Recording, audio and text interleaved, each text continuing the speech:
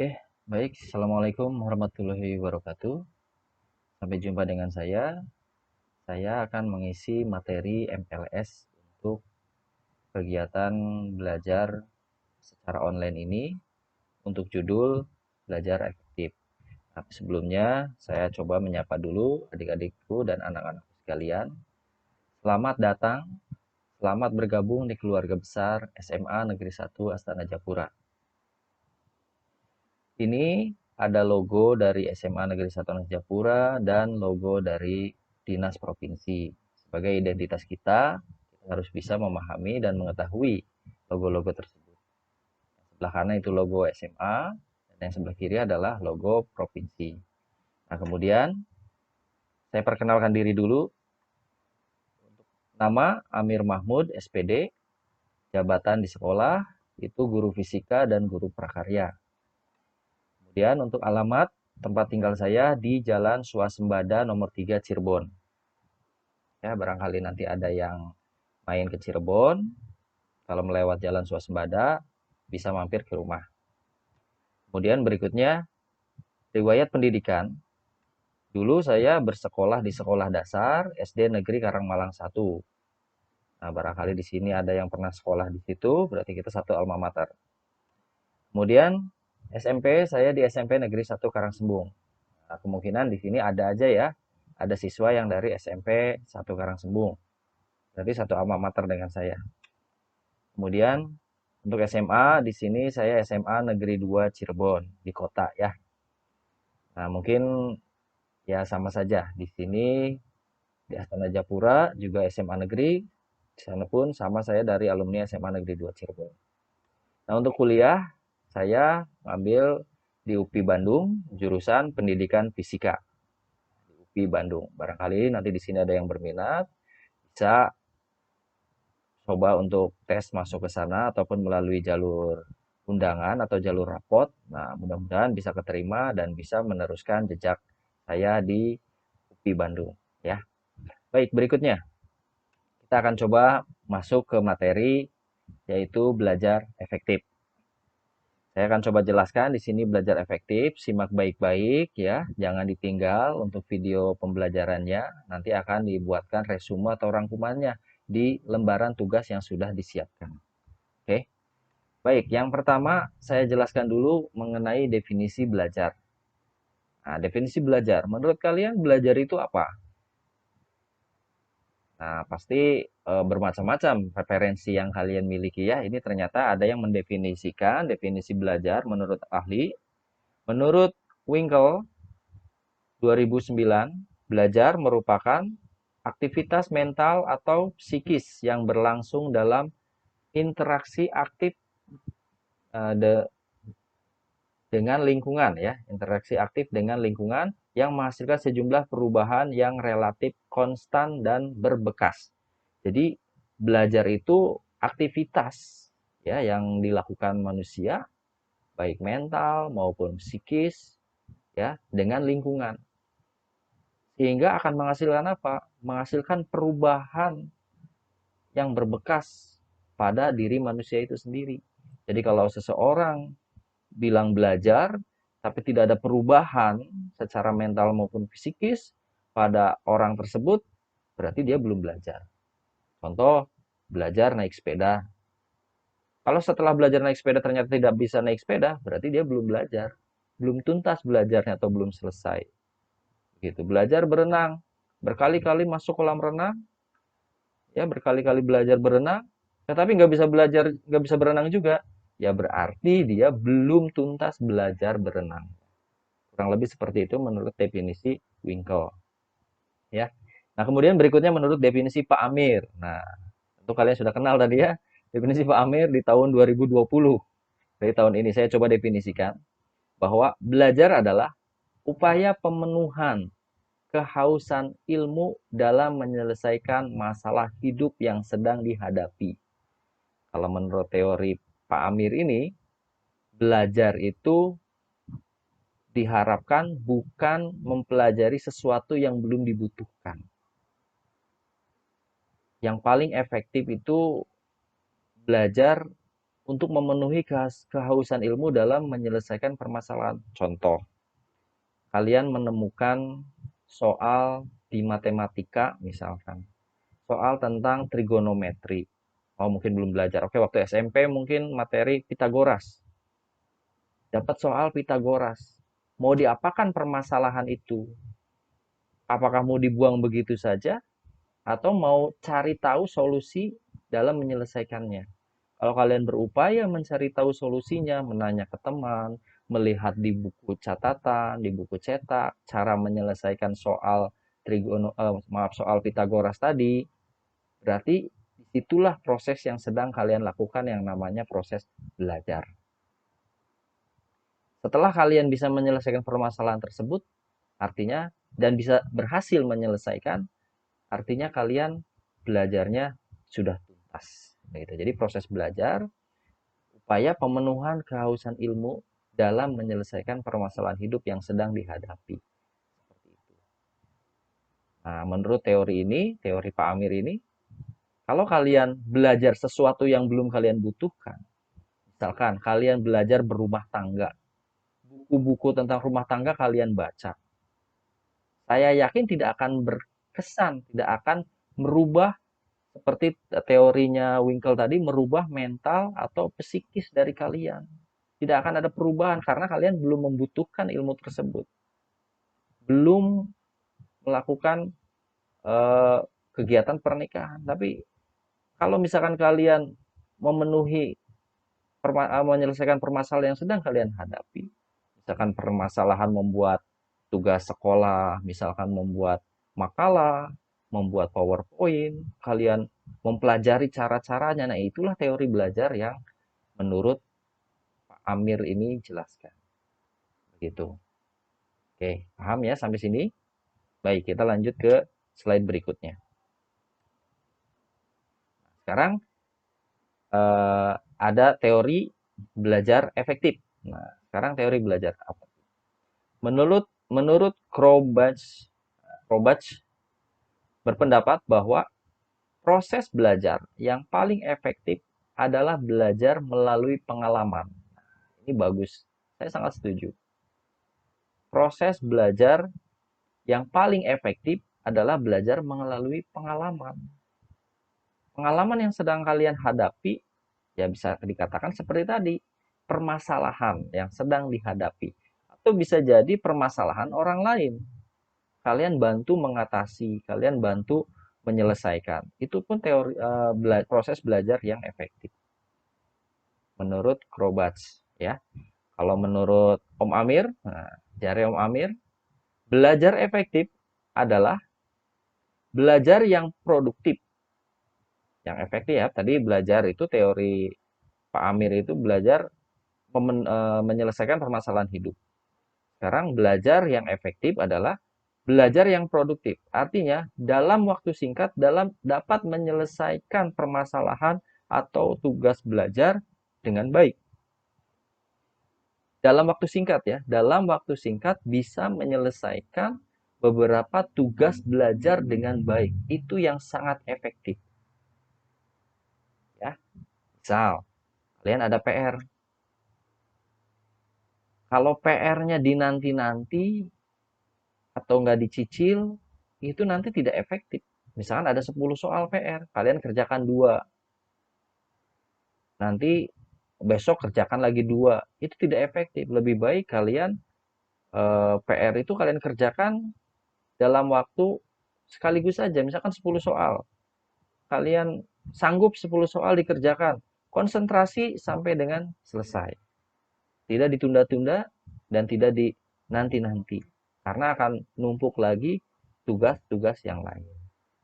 Dan bisa jadi menyelesaikan dengan waktu singkat itu yang lebih mudah dulu. Yang lebih mudah diselesaikan dulu, dicicil, supaya lebih banyak yang terselesaikan daripada menyelesaikan dulu yang sangat sulit. Seperti itu.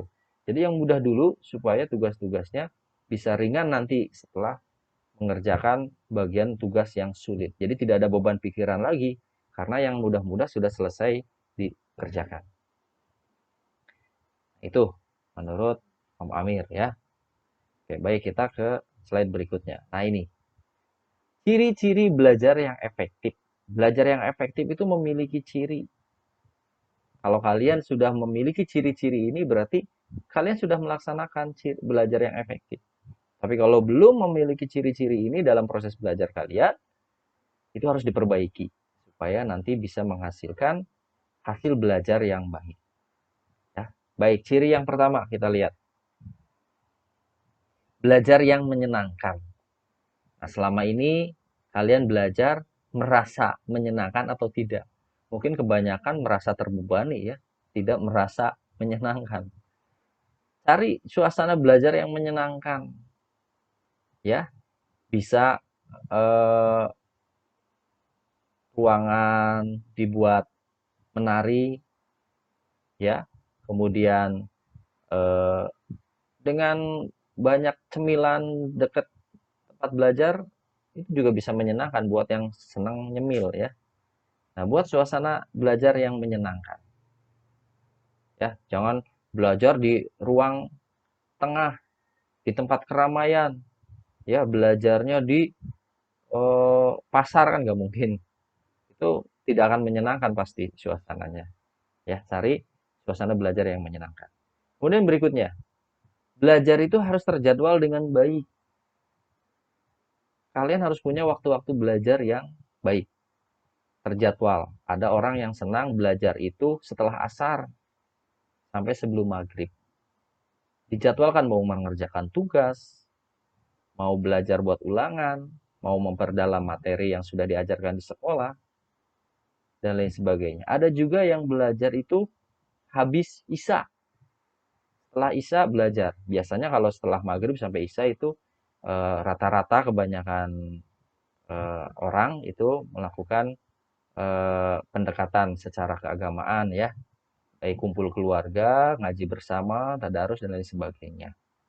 Itu biasanya waktu yang sangat efektif untuk kegiatan keagamaan kita. Sedangkan untuk waktu belajar, itu biasa setelah asar, kemudian ada yang setelah maghrib, maaf setelah isya, ya. Ada juga yang orang setelah isya ngantuk, dia tertidur malah. Dia senang mengerjakan tugas atau belajarnya itu nanti sebelum subuh dan setelah subuh. Ada yang seperti itu. Sebelum subuh dia sholat dulu, sholat tahajud, ya, sholat tahajud sampai menunggu azan subuh, baru lanjut sholat subuh. Setelah sholat subuh baru belajar lagi sampai dengan berangkat sekolah. Ada yang seperti itu. Jadi tinggal mana yang kalian pilih waktu yang baik untuk kalian belajar. Ya. Kemudian berikutnya, ciri yang ketiga adalah tidak memakan banyak waktu. Nah, perhatikan baik-baik ini. Tidak memakan banyak waktu. Kalau seandainya kalian belajar ya di suatu tempat, di ruang tamu, terus kalian mau baca materi buat ulangan, materi biologi misalkan, di sana berisik suaranya, terdengar suara sinetron ya, sinetron yang lagi rame misalkan, kalian terpengaruh untuk nonton sinetron ataupun nonton acara yang lain, sehingga belajarnya terganggu. Akhirnya dari jam setelah isya sampai dengan jam 10 malam, ternyata tidak ada hasil belajar yang baik. Materi yang tadi dibaca malah nggak inget, malah nggak nempel. Nah itu artinya kalian belajarnya itu memakan waktu yang banyak atau memakan banyak waktu. Jadi sebaiknya dihindari. Ya, bagaimana caranya? Tentunya balik lagi ke nomor satu. Suasana belajarnya berarti di sana tidak menyenangkan. Ya, walaupun sudah terjadwal, tapi tidak menyenangkan sehingga yang ada waktunya banyak terbuang karena tidak efektif belajarnya. Itu. Kalau memakan banyak waktu berarti tidak efektif. Kalau belajarnya dalam waktu cepat, dalam waktu singkat tapi materinya banyak yang terserap, itu artinya sudah menyenangkan. Tidak memakan banyak waktu, ciri yang ketiga. Baik, berikutnya ciri yang keempat. Ciri yang keempat, hasil yang maksimal. Nah, ini yang tadi yang saya ceritakan. Sudah tidak memakan banyak waktu, hasilnya maksimal. Misalkan belajar satu bab biologi untuk ulangan, ya. Kalau misalkan kalian membaca, udah sungguh-sungguh membaca, tetapi masih waktunya banyak, misalnya sampai 3 jam baru bisa selesai dan hafal, nah itu artinya belum efektif.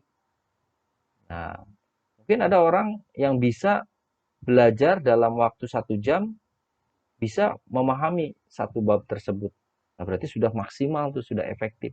Hanya dengan 1 jam bisa mengulas materi buat persiapan ulangan satu bab. Seperti itu. Nah, ini harus diperhatikan ya. Ada 4 ciri ini. Yang pertama, belajar yang menyenangkan. Yang kedua, terjadwal dengan baik. Yang ketiga, tidak memakan banyak waktu. Dan yang keempat, hasil yang maksimal. Ya, itu ciri belajar yang efektif.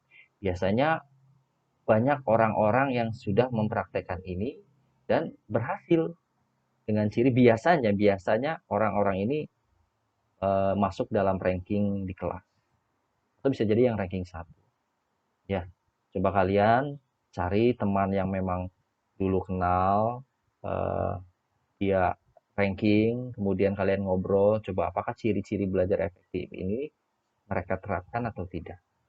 Ya, silahkan kalian mengeksplor diri ya, supaya bisa mengupgrade lagi pembelajaran kalian yang dulu masih kurang efektif, sekarang sudah di SMA Negeri 1 Japura supaya bisa lebih efektif. Oke, kita lanjutkan ke slide berikutnya. Setelah ciri-ciri belajar efektif, kita lanjutkan dengan tipsnya. Baik, tadi cirinya, sekarang tips untuk bisa melaksanakan belajar efektif. Ya, tips untuk bisa melaksanakan belajar efektif. Yang pertama, ini kalau nggak salah ada 16 tips ya, banyak sekali. Kalau banyak tips itu biasanya cepat kaya. Oh, enggak ya, itu tips untuk pegawai ya. Oke, ini tips untuk belajar efektif. Yang pertama, itu berdoa. Untuk sebelum belajar, kita berdoa. Apa saja yang harus didoakan? Macam-macam. Tapi untuk fokus ke belajarnya, berdoa, mintalah supaya dapat berkonsentrasi dengan baik tentunya. Dan mintalah supaya materi yang sedang dipelajari ini bisa bermanfaat buat diri sendiri dan buat orang lain. Dan yang ketiga, jauhkan dari godaan-godaan yang mengganggu belajar. Jangan salah, godaan dari diri sendiri pun ada dan justru itu yang sangat berat. Seperti godaan, biasanya kalau lagi belajar temu-temu gatel, ya garuk-garuk, temu-temu mules, pengen buang air, temu-temu pengen minum, akhirnya ke dapur ngambil minum. Setelah ngambil minum sekalian ada makanan, makan dulu. Nah, setelah makan akhirnya ngantuk dan tidur. Itu diawali dengan berdoa. Insya Allah kalau kita berdoa dengan sungguh-sungguh, Allah akan melindungi dan melindungi kita, membimbing kita supaya bisa belajar dengan baik. Itu yang pertama. Yang kedua, apa gaya belajar Anda? Ya, gaya belajar itu ada 3. Gaya belajar ada 3. Yang pertama itu gaya belajar visual. Yang kedua, gaya belajar auditori. Yang ketiga, gaya belajar kinestetis.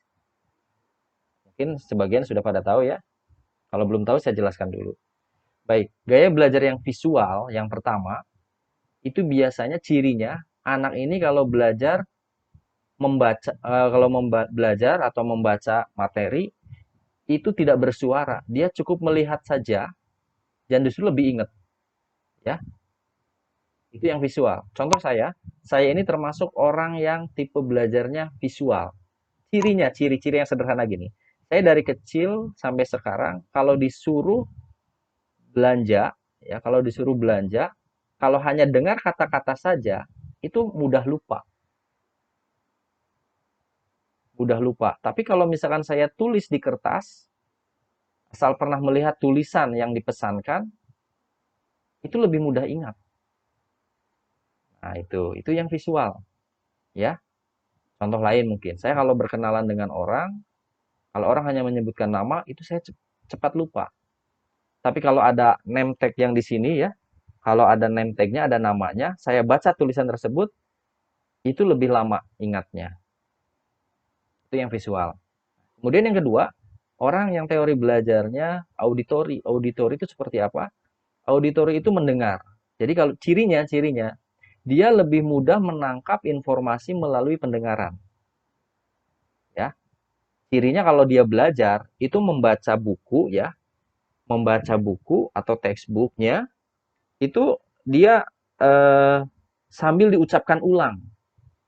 Ya, misalkan hukum Newton adalah hukum yang ditemukan oleh Newton. Hukum satu adalah ini. Nah, itu. Jadi dia harus dibacakan ulang dengan suara yang lantang supaya didengar oleh telinga. Nah, itu biasanya orang yang gaya belajar seperti ini adalah gaya belajar auditori. Karena panca indera pendengaran dia lebih bagus untuk menyerap informasi. Nah, yang ketiga ini gaya belajar kinestetis atau gerakan. Gaya belajar kinestetis atau gerakan. Dia kalau konsentrasi membaca, ya, itu sambil digerak-gerakan, ada bagian badan yang digerakkan dan tidak bisa dikontrol biasanya. Itu pengennya digerakkan saja. Atau enggak dia sambil jalan belajarnya, bacanya atau enggak sambil ya nggak mau diam di satu tempat, ya. Dia eh, gaya belajarnya kinestetis. Atau lebih eh, mungkin lagi kalau dia belajar dia harus sambil gambar-gambar, dia harus sambil membuat kerangka, membuat ilustrasi seperti itu. Itu untuk gaya belajar yang kinestetis. Jadi ada 3 gaya belajar, kenali gaya belajarnya dan sesuaikan dengan ruangan, dengan waktu dan lain sebagainya. Seperti itu. Oke, itu tips yang kedua. Tips yang ketiga adalah rasakan kebutuhan untuk belajar. Kalian harus menemukan ini. Kalian harus dapatkan motivasi butuh untuk belajar. Terutama tadi, kalian harus dapatkan permasalahan, baru kalian ungkap permasalahan tadi dengan belajar. Ya, misalkan dari sekolah ada soal PR, nah kalian harus punya rasa penasaran dulu. Ini PR nih, saya pengen bisa mengerjakan PR-PR ini, bisa mengerjakan sendiri gitu. Jadi itu yang akan membuatkan kebutuhan untuk mempelajari dan mengerjakan. Kemudian berikutnya yang keempat, tempat belajar yang nyaman. Nah tadi, tempat belajar kalian di rumah sudah nyaman atau belum? Itu harus disesuaikan ya. Kalau memang bisa ditata sedemikian rupa supaya kalian bisa nyaman, itu lebih baik. Kalau memang tidak, ya nyamankan pada diri sendiri. Dengan keadaan seperti itu, kalian harus merasakan ini bisa juga membuat diri nyaman, ya. Seperti itu. Kemudian yang kelima, rutin tapi tidak lama. Rutin tadi tapi tidak lama. Nah, seperti tadi misalkan cukup belajar sehabis asar sampai maghrib. Nah, itu terus aja. Nanti yang sisanya tidak perlu, ya. Rutin tapi tidak lama. Jangan sampai kita menumpuk tiap harinya tidak belajar, pas mau ulangan belajar. Nah, itu namanya pasti bakal belajarnya sangat lama dan nanti akan numpuk yang harus dipelajari. Kemudian bagi waktu belajar Anda. Nah, membagi waktu, kapan waktunya belajar, ya sama saja dengan menjadwalkan ya. Kapan waktu belajar untuk ulangan, kapan waktu mengerjakan tugas. Nah, itu bisa dibagi. Misalkan habis asar itu mengerjakan tugas. Sedangkan habis maghrib misalkan untuk belajar, untuk mengulang kembali materi sebagai mencicil persiapan ulangan. Seperti itu. Kemudian lakukan diskusi. Nah, ini. Untuk diskusi harus dengan berdiskusi, kita selain mengambil kembali memori yang ada di otak kita mengucapkan kembali itu sudah 2 kali kegiatan. Pertama, mereview memori yang sudah ada di otak, mengambil kembali datanya, kemudian kita mengucapkan kembali, mengajarkan ke orang lain, itu mengkonfirmasi ilmu yang sudah kita dapatkan. Seperti itu. Kadang ilmu yang kita dapatkan ketika mengucapkan dapat sanggahan dari teman, oh ilmunya nggak seperti ini. Nah, ini harus diperbaiki nih. Maka kita akan belajar membaca lagi, akan membaca lagi materinya, akan mengkaji ulang, akan belajar lagi dan membaca materi yang keliru misalkan atau ada yang salah. Seperti itu kira-kira. Kemudian cari cara untuk membantu konsentrasi. Cari cara untuk membantu konsentrasi. Nah, ada beberapa orang yang kalau belajar yang auditory misalkan, atau yang visual pun sama, atau semuanya pun mungkin ada sistem apa ya, stimulus atau rangsangan atau pemicu untuk lebih konsentrasi. Biasanya ada yang senang mendengarkan lagu klasik dengan suara kecil gitu ya. Ada juga yang senang mendengarkan lantunan murotal ya dengan suara kecil juga supaya tidak mengganggu konsentrasi tapi membuat suasana lebih tenang, lebih rileks seperti itu. Coba lakukan seperti itu untuk membantu meningkatkan konsentrasinya. Baik, berikutnya yang kesembilan. Yang kesembilan adalah pahami, bukan menghafal. Pahami, bukan menghafal. Ingat, selama ini sering orang membaca hanya untuk menghafal, bukan memahami. Ya, sebagai contoh mungkin. Ya, untuk Pancasila, anak kalau misalkan menyebutkan sila, itu harus menyebutnya dari sila pertama. Ya, Tuhanan yang Maha Esa, ya, dan seterusnya sampai dengan yang terakhir. Tapi kalau misalkan ditanya sila yang keempat itu apa, nah dia harus nyebutin dari awal. Nah itu artinya masih menghafal, bukan memahami. Ya, begitupun untuk yang lain. Nah untuk materi yang sangat banyak seperti misalkan materi biologi, ya, atau hafalannya yang sangat banyak, kalau kita menghafal itu akan sulit. Tapi dipahami saja intinya, kemudian kalau bisa membuat definisi sendiri dengan kata-kata sendiri. Itu akan lebih mudah untuk diingat. Itu yang ke-9. Kemudian berikutnya yang 10, jangan lupa untuk bertanya. Ya, ingat, malu bertanya, slogannya apa? Maksudnya patahnya, malu bertanya, maka sesat di jalan. Seperti itu. Malu bertanya, maka sesat di jalan. Banyak nanya, malu-maluin. Enggak. Kalau memang tidak tahu, ya bertanyalah. Jangan sampai sudah tahu bertanya, nah itu yang malu-maluin. Sudah tahu tapi nanya. Kalau belum tahu, maka bertanyalah. Nah, itu informasinya untuk yang ke-10. Kemudian yang ke-11. Untuk yang ke-11 adalah coba terus meskipun gagal. Coba terus meskipun gagal. Ya. Penemu lampu Thomas Alva Edison, ya, mungkin kalian kenal. Penemu lampu Thomas Alva Edison, dia sudah 999 kali gagal membuat lampu yang sekarang bisa berpijar, bisa semua orang menikmati. Dia sampai 999 kali gagal. Dan percobaan yang ke-1000 dia berhasil. Nah, itu cerita yang saya dengar, ya. Jadi dia udah nyoba berkali-kali walaupun gagal terus saja. Kalian kalau misalkan kerjakan satu soal masih salah, masih gagal, tidak ada jawabannya, coba balik lagi ke teori nomor 10, bertanya ke teman.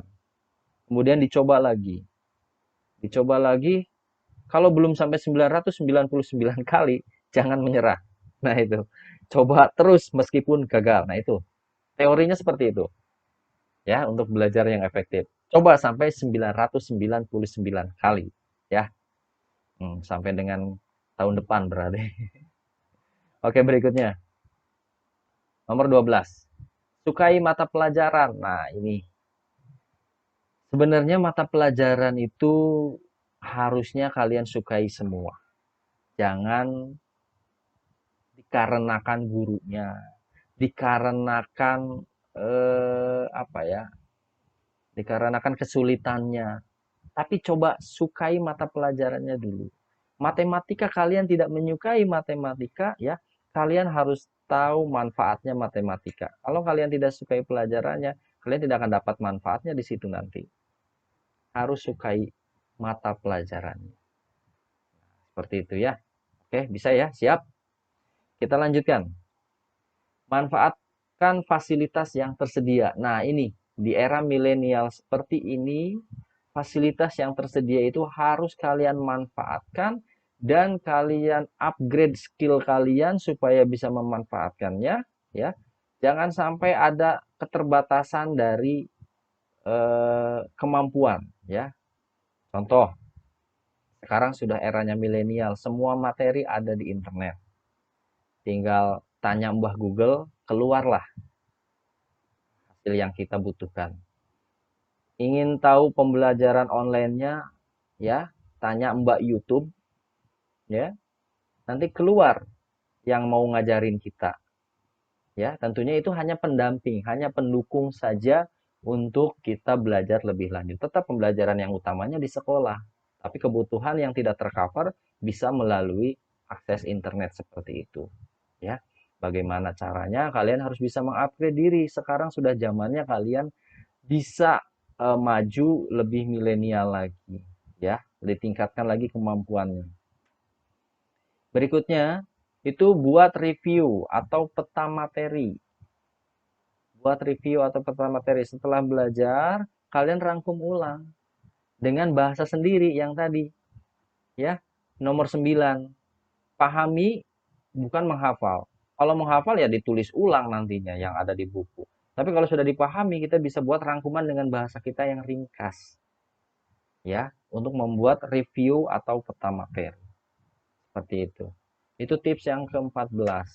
Tips yang ke-15, buat kesimpulan dan ajarkan. Nah, ini nanti akan nyambung ke diskusi. Nah, setelah kita buat simpulan, ajarkan.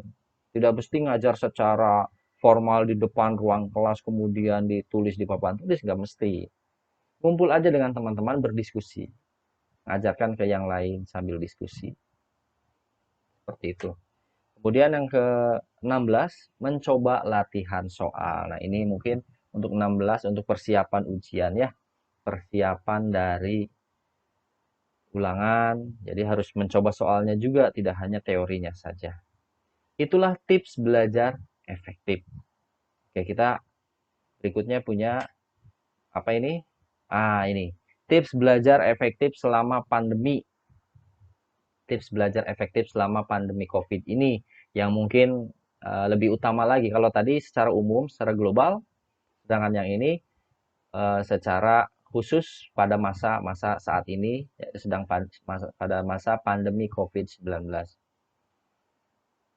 Baik, yang pertama, temukan ruang belajar yang tenang dan nyaman di rumah. Oke, tadi sudah sama dengan yang tadi. Yang kedua, siapkan perlengkapan belajar dan letakkan di tempat yang terjangkau. Oke. Yang ketiga, pastikan jaringan internet kuota tersedia. Dan komputer, laptop, HP dan dalam kondisi baik. Oke, baik untuk nomor 3. Mungkin untuk yang terbatas terbatas sarananya ya. Yang penting kalian ada internet dan HP aja itu sudah cukup. Internet dan HP yang bisa internetan ya. Karena ya mau tidak mau sekarang semuanya serba online. Bagi yang belum memiliki HP sendiri, tolong minta saran ke orang tuanya untuk menabung membeli HP ya, karena ini sudah sangat dibutuhkan untuk siswa sekolah zaman sekarang pada masa pandemi seperti ini ya. Bilang dengan baik ya bahwa kebutuhan HP ini bukan untuk main-main, dan kaliannya pun harus memberikan kepercayaan kepada orang tua kalian bahwa HP itu bukan digunakan untuk main, untuk game ya. Kalian gunakan untuk belajar. Tidak mesti HP yang bagus, HP bekas pun tidak apa-apa. Yang penting bisa online, bisa buka YouTube sama browser. Browser itu kayak Google Chrome gitu ya, Opera, Mozilla dan lain sebagainya. Nah itu ya, silakan komunikasikan baik-baik dengan orang tua. Baik, berikutnya yang nomor 4, perhatikan jadwal belajar dari sekolah dan coba membuat jadwal lain dari sekolah. Baik, kalau sudah dapat jadwal dari sekolah, kita coba buat sendiri yang lebih menarik, misalkan buat ditempel di ruangan belajar ya, atau di depan meja belajar. Ditempel sendiri jadwalnya. Dengan kita membuat kreasinya itu bisa lebih menarik, itu semakin seru dan semakin nyaman. Ya, selain itu untuk mengingatkan kembali, kalau kita mendapat informasi kemudian kita menuliskan ulang, itu memori otak kita akan bertambah kekuatannya. Akan semakin terserap oleh otak informasi tersebut, sehingga akan lebih hafal. Bahkan mungkin nanti nggak lihat jadwal udah hafal sendiri. Seperti itu. Nah, oke, berikutnya yang nomor 5, jauhkan smartphone saat Anda belajar agar fokus. Jika belajar menggunakan laptop atau belajar dengan buku teks, membuat catatan. Oke. Nah, ini. Untuk yang nomor 5, hati-hati jangan sampai agak sedikit berlawanan ya dengan nomor 3. Ini maksudnya seperti ini. Kalau yang nomor 3, kita memang harus menggunakan laptop, HP dalam kondisi baik ya. Nah, sedangkan yang nomor 5 harus menjauhkan smartphone. Oke, maksudnya seperti ini. Smartphone yang harus dijauhkan adalah fitur-fitur ataupun eh, kegiatan-kegiatan yang di HP ya, yang mengganggu fokusnya belajar. Misalkan lagi belajar, kalian dengan smartphone ya, baru buka Google Chrome, nyari informasi, nyari artikel, nyari definisi, nyari materi untuk belajar, baru juga buka 5 menit, ada WA masuk, WA masuk dari Bebeb, WA masuk dari Bebeb, dibuka WA-nya, dia chatting, anu, kalian jawab ini. Nah, dia balas lagi anu, jawab lagi anu ini, ya. Lama-lama sampai sejam. Ya, baru buka 5 menit, ya, terganggunya sampai sejam. Jadi kalau memang kalian menggunakan HP untuk sarana belajar harus konsisten, harus fokus. Ketika waktu belajar ada WA, jangan coba-coba untuk buka, biarkan saja. Bila perlu di silent, dinonaktifkan WA-nya. Seperti itu ya. Kalau internet nggak bisa dinonaktifkan karena kita sedang buka Google Chrome ya. Jadi WA-nya yang di ini atau Facebook-nya juga yang dimatikan seperti itu. Karena itu akan mengganggu nantinya. Ingat, kalinya kalian buka ya akan terus terlena di sana. Tahu-tahu sudah sampai setengah jam di media sosial itu gitu ya. Nah, itu yang harus dihindari. Itu tidak bisa dikontrol oleh siapapun selain oleh diri sendiri. Kalau kalian mau maju, kalian mau berubah, harus ingat tips yang ini, yang nomor 5. Baik, nomor 6, ini jaga kesehatan. Olahraga, minum air mineral, makan makanan yang bergizi, dan rajin cuci tangan. Itu harus. Ingat ya, aturan cuci tangan katanya harus 20 detik. Wah, coba. Cuci tangan selama 20 detik, terus di sela-sela jari seperti ini gitu ya. Yang di kukunya dibersihkan juga. Ya, kurang lebih sampai 20 detik dengan sabun dan air mengalir kalau bisa. Ya. Walaupun misalkan kalian ada hand sanitizer, usahakan setelah pakai hand sanitizer, kalau sudah menemukan air, cuci lagi air dengan sabun, ya. Seperti itu. Kemudian, nomor 7, berdiskusi secara online. Nah, ini. Nanti akan dibangun sebuah media untuk pembelajaran online kita, ya. Melalui media WA, Google Classroom, YouTube, ya, dan Google Form. Ya, nanti akan diajarkan. Kemudian nomor 8, membuat catatan atau review materi dengan peta konsep. Nah, ini tadi seperti tips yang sebanyak yang terakhir, yang kalau nggak salah nomor 17 ya. Membuat review nomor 14. Oke. Membuat review itu nomor 14 sama dengan yang terakhir tadi. Nah, itu dia. Itu tips efektif belajar selama pandemi. Oke, baik yang berikutnya. Nah, ini ada eh, pesan atau catatan yang harus kalian terima ya, harus kalian pahami bahwa yang pertama catatannya, hindari sistem kebut semalam. Nah, sistem kebut semalam SKS merupakan sebuah belajar ekstra cepat yang dilakukan H-1 dari tanggal ujian. Nah, ini harus dihindari. Ya, dari nggak tahu apa-apa, temu-temu harus belajar selama semalam suntuk. Nah, itu akhirnya apa? Siswa akan mati-matian mempelajari materi ujian hingga rela mengulangi jam tidur. Bahkan tidak tidur. Artinya semakin banyak jam tidur yang dikurangi, waktu belajar akan semakin buruk. Ini. Waktu belajar akan semakin buruk. Hari pertama bisa, hari kedua bisa, hari berikutnya pasti kalian akan seperti ini. Nah, itu. Yang ada kalian tidur ditumpuk sama buku. Nah, itu. Mau nuangin air juga udah nggak konsen. Wah, seperti itu kira-kira nantinya. Ya. Jadi hindari sistem kebut semalam. Berikutnya, ada teknik yang lain, teknik Podomoro. Teknik belajar manajemen waktu yang diciptakan oleh Francesco Cirillo. Manusia adalah short attention span atau perhatian yang terbatas. Betul sekali memang. Manusia itu konsentrasinya paling tidak jauh dari 25 menit sampai 1 jam. Karena selebihnya sudah mulai terganggu ya. Itu manusia. Rata-rata seperti itu. Jadi kalian juga di sini mungkin lagi dengar video saya, ada yang sudah nggak fokus, ada yang sudah buka WA, bahkan ada yang sudah kamar mandi ya. Bahkan ada yang sudah jalan-jalan ke Gerage tuh. Saya udah lihat tuh, udah naik motor tuh. Oke, sistem belajar dengan menggunakan interval waktu tertentu agar kondisi fisik maupun psikisnya tetap terjaga. Nah, itu. Jadi dengan interval waktu, dengan dibagi di jadwal interval waktu supaya fisiknya bisa terjaga. Dan yang terakhir, pembagian waktu belajar dengan istirahat yang tepat. Kurang lebih seperti ini tekniknya, contohnya. Nah, ini. Pertama, siapkan materi belajar dulu, ya. Kemudian pakai jam waker atau timer, ya. Di HP juga sudah ada. Atau lihat jam juga cukup. Atur 25 menit. Jadi fokus baca buku itu selama 25 menit konsentrasi. Setelah 25 menit konsentrasi, belajar hingga timer berbunyi. Nah, setelah 25 menit, kemudian istirahat sejenak selama 5 menit.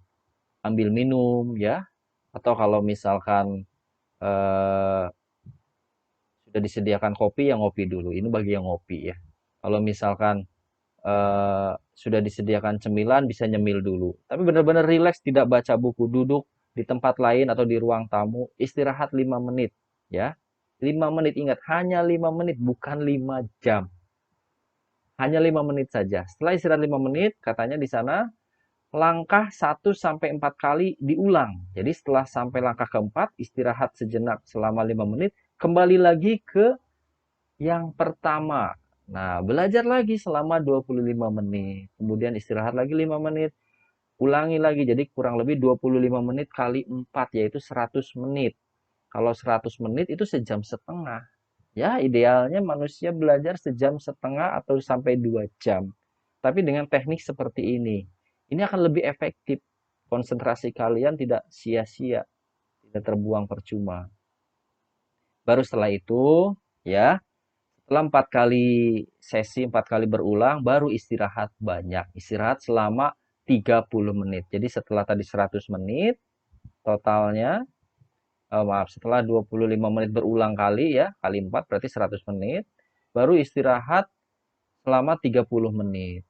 Nah, kalau memang setelah itu selesai, cukup belajarnya, istirahat saja. Tapi kalau memang tidak cukup untuk belajar, lanjutkan lagi, ulangi lagi. Biasanya kalau mau ulangan, itu bisa belajar terus-terusan, tetapi dengan jeda seperti ini, dengan teknik seperti ini, insya Allah konsentrasinya akan bagus, ya, terjaga. Jadi stamina untuk konsentrasinya akan terjaga. Berikutnya teknik Feynman. Teknik Feynman itu teknik belajar manajemen waktu yang diciptakan oleh Richard Philip Feynman. Feynman. Tipe orang yang suka belajar dengan cara praktek atau praktik atau berinteraksi dengan orang lain. Inti dari teknik Feynman adalah mempelajari dan memahami dalam konsep yang sederhana dan ringkas. Seperti ini skemanya. Nah, ini. Untuk urutan ke-1, pilih dan pelajari sebuah topik. Urutan kedua, ajarkan topik tersebut dengan bahasa sederhana dan awam kepada orang lain. Teknik ketiga, cek bagian mana yang masih belum tepat atau belum kamu kuasai. Yang keempat, pelajari dan pahami bagian tersebut. Jadi ini teknik belajar dengan mengajarkan ke orang lain. Setelah kalian menyerap materi, teknik yang pertama tadi, kalian lakukan meringkas materinya dengan lebih bahasa yang lebih sederhana ya. Kemudian ajarkan ke teman. Kalau misalkan teman masih belum ngerti dengan bahasa kalian, nah kalian pelajari lagi bagaimana cara menjelaskannya. Nah, ini untuk teknik mengajarkan dengan ke orang lain untuk berdiskusi. Kemudian berikutnya metode Kanban. Nah, ini metode Kanban itu metode personal. Kanban adalah cara yang efektif untuk menyelesaikan tugas secara efisien. Berarti manajemen tugas. Kalau ada tugas banyak, manajemen seperti ini untuk meningkatkan produktivitas sehingga banyak tugas yang bisa terselesaikan. Menurut Jim Benson dan Toniana de Maria, Berry membuat metode ini untuk menyortir to-do list pekerjaan atau tugas. Nah, untuk notes dan warna berbeda dapat membantu dalam mengurutkan skala prioritas tugas. Nah, ini kalian bisa buat seperti ini di rumah. Nah, ini stiker-stiker seperti ini ya. Itu sticky notes. Stiker ini kalian bisa tempelkan. Kalau to do itu yang akan dikerjakan. Kalau doing itu yang target sekarang dikerjakan. Yang hari ini dikerjakan itu doing. Kalau done itu yang sudah selesai. Contoh, ada PR fisika, kimia, biologi, ekonomi, prakarya. Tempelkan dulu di to do. Nah, mana nih yang mau dikerjakan lebih mudah? Ini PR ini ceritanya buat minggu depan. Jadi minggu ini kalian sudah punya PR 5 misalkan. Matematika, fisika, kimia, ekonomi, prakarya. Matematika, fisika, kimia, ekonomi, prakarya. Kalian masukkan ke teori doing. Doing misalkan yang bisa dikerjakan adalah ekonomi, eh, matematika. Nah, sedangkan untuk yang lain kayak prakarya, nah ini prakarya. Ini bisa ditempelkan nanti karena mungkin untuk prakarya lebih banyak praktek bisa di hari Sabtu atau hari Minggu. Bahkan bisa berkumpul dengan kelompok. Jadi dengan teori ini kalian tidak membuang waktu untuk tidak mengerjakan tugas yang bisa dikerjakan dengan mudah di hari ini gitu. Jadi bisa memilah mana yang dikerjakannya nanti dan mana yang sekarang. Berikutnya aturan 80-20%. Ekonom Vilfredo Pareto membuat metode ini atas dasar pemikiran bahwa manusia secara alami akan memisahkan 20% aktivitas paling penting yang akan lebih bernilai dibanding 80% aktivitas lainnya. Dalam suatu kumpulan tugas yang harus diselesaikan, jumlah waktu untuk mengerjakannya akan sama, namun satu atau dua aktivitas lebih penting dibanding tugas-tugas lainnya. Tugas-tugas inilah yang perlu dilakukan terlebih dahulu. Nah, ini mungkin agak sedikit apa ya? Tidak sih, saya tidak merasakan semua tugas yang diberikan guru di sekolah itu ada yang penting dan tidak penting, bukan. Tetapi ada yang sangat urgent ya, ada juga yang mungkin bisa diselesaikan di akhir. Ya, contoh, misalkan untuk tugas seperti materi-materi yang mendukung, misalkan ada tugas sebagai pengganti ulangan. Nah, itu tugas sebagai pengganti ulangan. Nah, ini tugas sebagai pengganti ulangan ini harus segera diselesaikan, ya. Jadi lebih memilih dari misalkan 5 tugas. Misalkan ada 5 tugas di sini, ada 5 tugas, mana tugas yang memang urgent untuk dikerjakan. Kalau tidak, misalkan deadline-nya sangat dekat. Nah, untuk deadline yang sangat dekat, dari 5 tugas ini, deadline yang sangat dekat misalkan besok. Misalkan tugas kimia. Tugas kimia besok harus selesai. Nah, ini harus dikerjakan dulu. Yang lainnya nanti dicicil, seperti itu. Atau misalkan eh, ada tugas kesenian. Nah, tugas kesenian misalkan ini eh, dikumpulkannya 2 minggu lagi. Nah, ini yang nanti bisa dikerjakan dengan teman dan lain sebagainya. Kalau misalkan yang deadline itu harus segera cepat diselesaikan. Mungkin seperti itu maksud dari aturan 80-20% ini. Nah, ini terakhir ya. Ini pesan dari penulis. Yang pertama, itu gantungkan cita-citamu setinggi langit. Bermimpilah setinggi langit. Jika engkau jatuh, engkau akan jatuh di antara bidang-bintang. Ini kutipan dari Insinyur Soekarno, Presiden Republik Indonesia yang pertama ya. Gantungkan cita-citamu setinggi langit, bermimpilah setinggi langit, jika engkau jatuh, engkau akan jatuh di antara bintang-bintang. Jadi kalau cita-citanya sangat tinggi, jatuh pun masih tinggi gitu. Masih tetap di atas. Itu pesan yang pertama. Yang kedua, jika seseorang bepergian dengan tujuan mencari ilmu, maka Allah akan menjadikan perjalanannya seperti perjalanan menuju surga. Nah, ini pesan dari Nabi Muhammad SAW, Rasulullah, ya, panutan kita. Beliau pun berpesan bahwa jika seorang bepergian dengan tujuan mencari ilmu, maka Allah akan menjadikan perjalanannya seperti perjalanan menuju surga. Kemudian yang ketiga, ini pesan dari Murni, jika Anda ingin mengubah dunia, mulailah dari pendidikan. Oke, baik. Untuk yang ketiga ini saya komentari bahwa banyak yang menganggap untuk apa sekolah tinggi-tinggi, toh pada akhirnya bekerjanya jadi karyawan yang biasa-biasa saja gitu. Jangan jangan menghiraukan pernyataan yang seperti itu.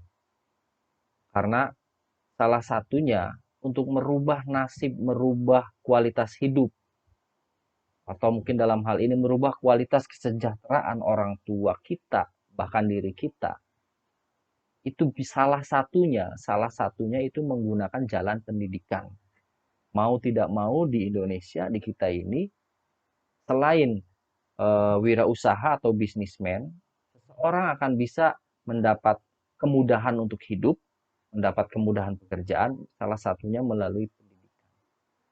Ya, jadi itu yang harus kalian tanamkan. Jadi setelah kalian masuk di SMA di sini, kalian pelajari kualitas hidup kalian, kalian kembangkan kualitas hidupnya, ya, supaya nanti setelah lulus SMA kalau memang kerja, kalian bukan hanya sekedar lulusan SMA yang biasa-biasa saja, tapi banyak kemampuan yang kalian miliki. Silakan explore di sini, di sekolah kita ini, supaya kalian bisa menjadi lebih baik dalam kualitas hidup kalian. Oke, itu saja pesan yang ketiga yang saya komentari.